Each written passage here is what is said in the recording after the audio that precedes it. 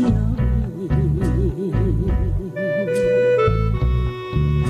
月夜に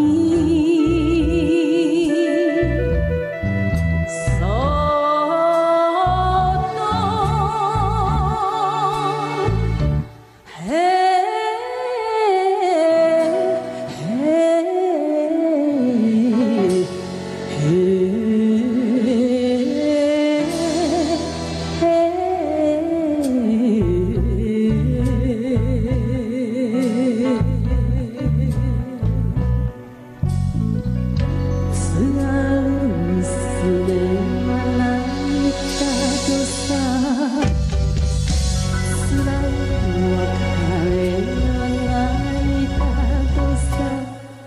リンゴ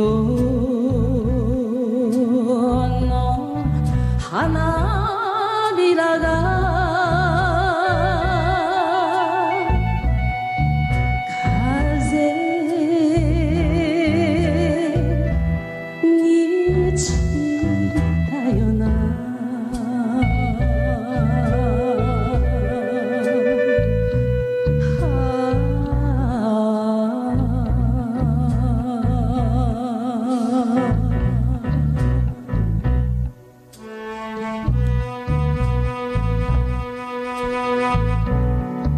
还记得吗？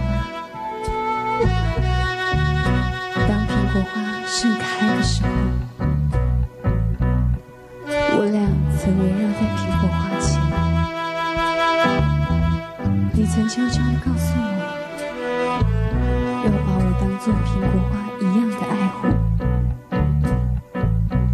你还告诉我，要让我永远生活幸福。可是，多少甜蜜的岁月，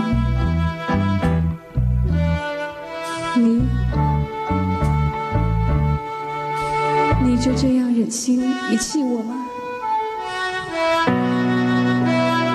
为什么？为什么？为什么？